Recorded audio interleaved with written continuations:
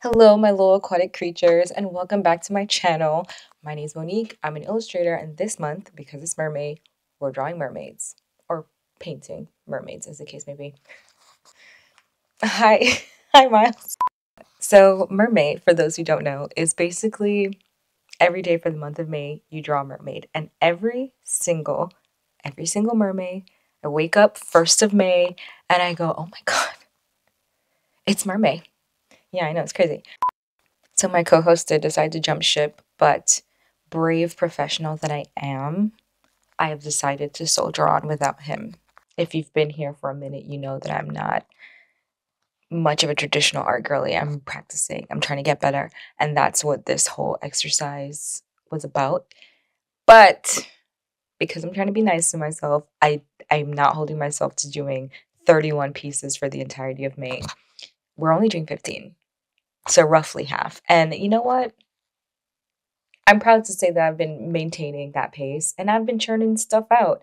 And the act of painting every day or almost every day for the past couple of weeks has been beneficial. I have seen some growth, I've seen some changes, and I'm gonna show you kind of like the peaks and valleys real quick.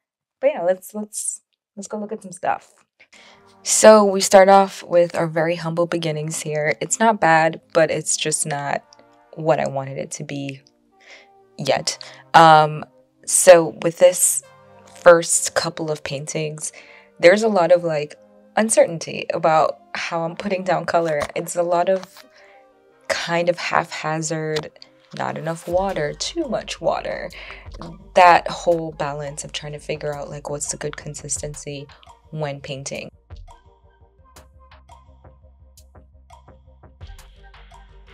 By the time I made it to the parts of the Caribbean gouache piece, I was kind of getting my bearings a little bit more. So I kind of had a system of how I was approaching doing these paintings. You know, I do an under painting, which I try to do a bright color because I like it, the bleed through of it. I don't always get bleed through because, like I've been saying before, putting on that paint thick. But I do like in the moments in the pockets that you get a bleed through, you get like a little pop of bright color. And I think that's true in like how I paint digitally also. I tend to use really bright colors for my sketch lines. So I don't know, something about that tickles my brain in a good way. So we translated that to a traditional medium. So I kind of had a system going. We do my flat wash for our underpainting, so we're not just painting on that white paper. Do some line art to start underneath it so that when I paint over that, I don't completely obliterate what it is that I'm painting because I need to see it.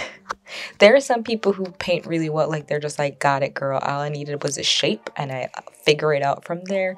Not me. I need the map. So that's really helpful to me to like do a line drawing with paint so it's a little bit more opaque. And then, you know, we have our ugly face. Every painting goes through its ugly phase. You just gotta let her rock. It's fine. And then we start pulling it together. It's always the pulling it together part that gets me because I think in my earlier paintings I would tap out too soon.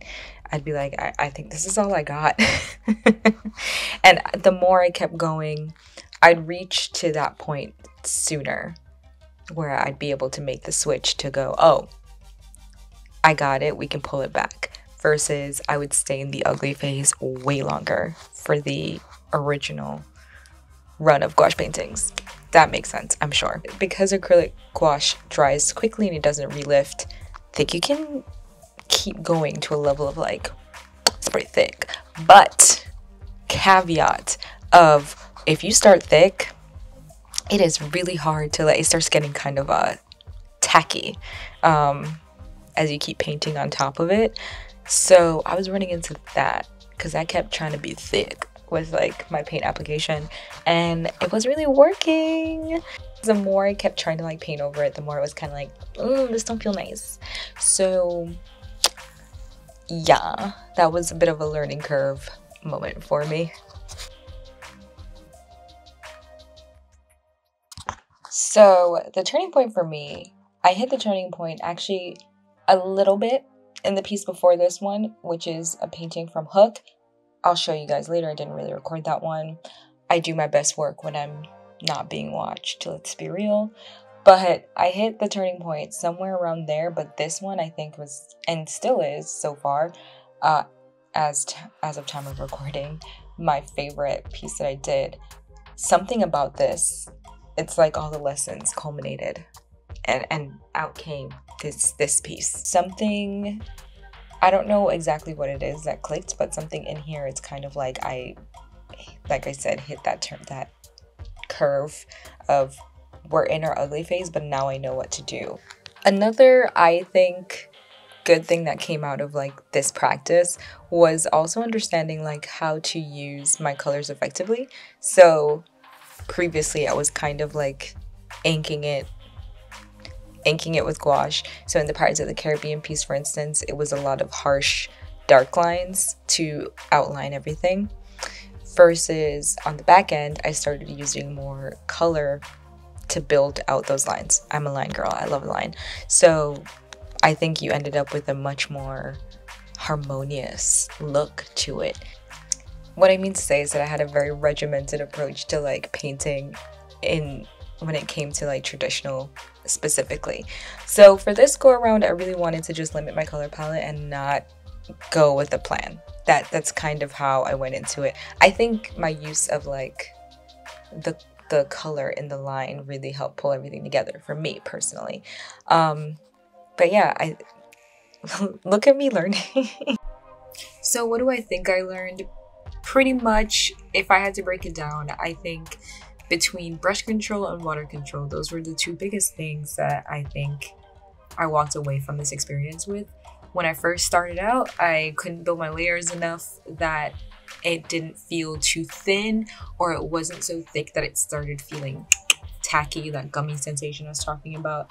And things like using my liner brush, I couldn't get the line to just be as thin or as thick as I needed them to be, and over time that started becoming second nature. I don't really have much to like say in the way of like lessons or tips this go around. This is just one girl's journey to become a better painter. So, you know, hopefully it was somewhat helpful to hear about my struggles. I hope so. If not, I hope you like the paintings at least. Because that's the best I got for you, okay? A girl can only do so much. I can't pretend to teach you things that I'm also learning myself. I can only share my experience. How about that?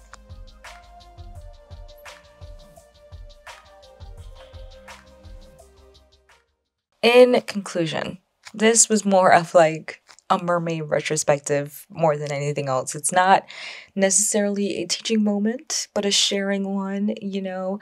This was basically me documenting a little slice of my journey to be a better painter through the medium of Mermay.